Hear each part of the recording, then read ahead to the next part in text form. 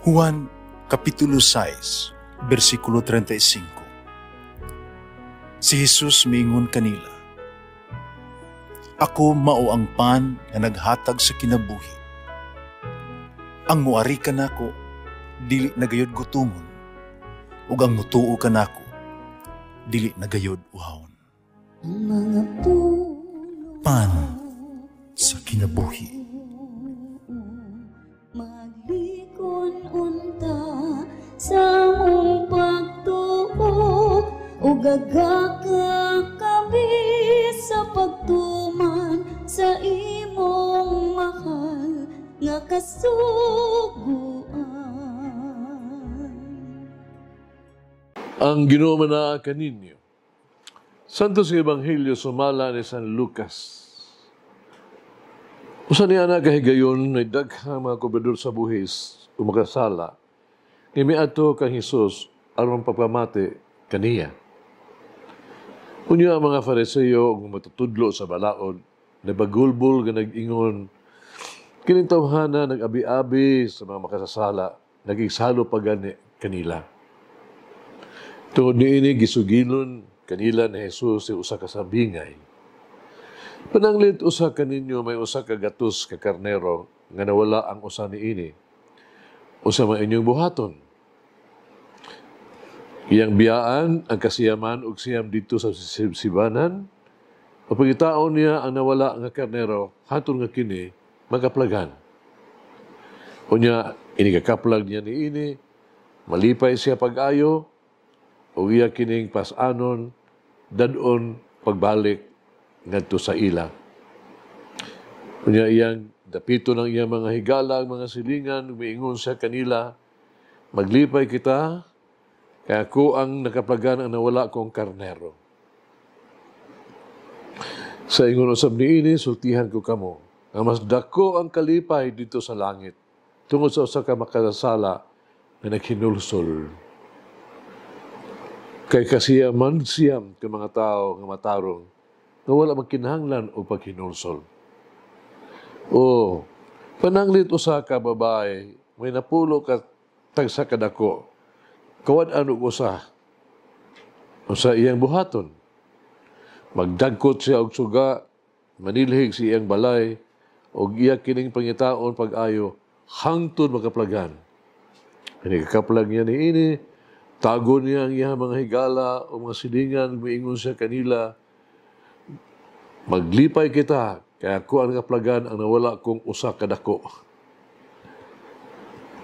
Sa ingon usab niini sultihan ko kamo, nga maglipay ang mga anghel sa Dios tungod sa usa ka makasasala nga maghinulsol. Ang Ebanghelyo sa Ginoo.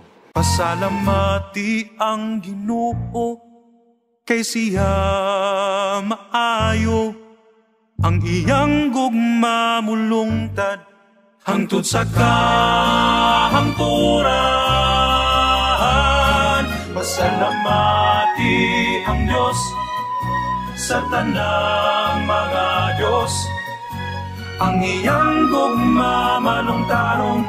Pasalamati ang Ginoo sa mga Ginoo, ang iyang gugma malungtaron.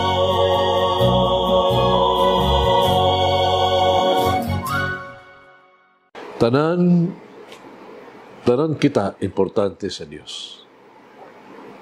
Kitang tanan bililhon o espesyal sa Dios. Ang Dios dili gusto gyud kita mawala. Ang Dios higugma kanatong tanan. Ug busa buhaton sa Dios ang tanan aron makit-an kita, no? Ug ibalik kita sa iyang mahigugmaong panon. Kapapangita sa nawala nga karnero o nawala nga sinsilyo no, sa kadako, bisag gamay o dili ka importante. Nagpadayang lang kinis ka matuuran nga ang Diyos kanuna niya nangita ka nato kung kita may salaag sa husto nga dalan. Busa ang mga mata sa Diyos, sa mata sa Diyos, importante tang tanan. Matang usa ka na ito, bililhon kaniya. Ang Diyos kanunay naghimo ug mga tuwag-tuga pamaagi, paningkamot, papangita kanato. Pagluwas kanato, paggiya kanato, balik kadto kaniya. Ang giisip sa mga tao nga murag walay bili, mas bililhon sa Dios.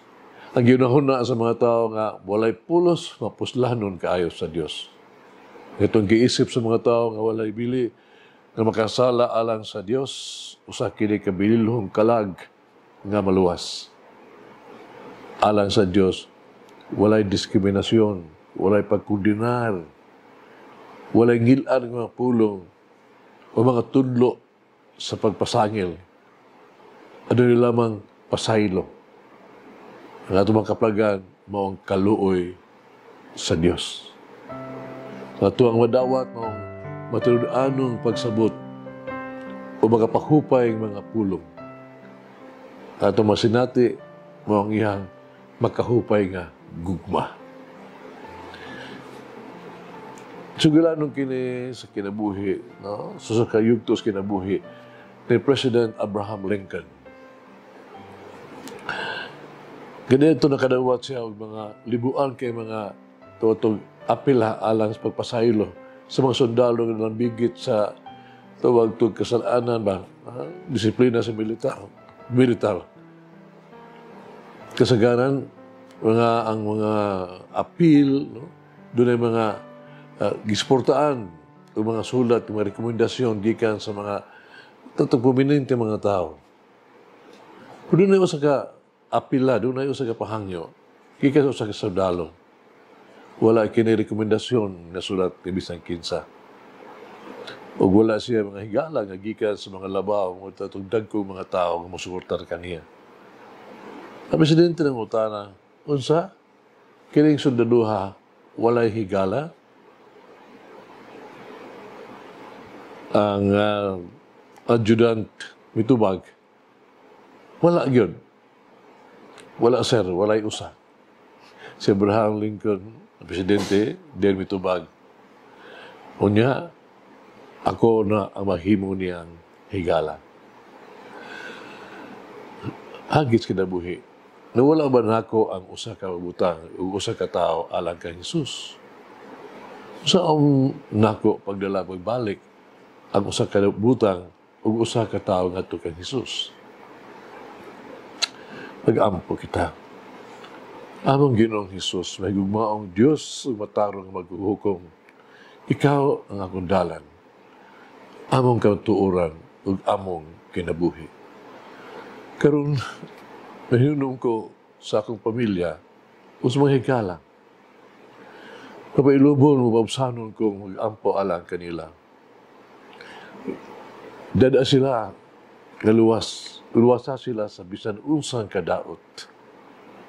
Himuha sila ng malampuson, mapalagini sila sa kanunay.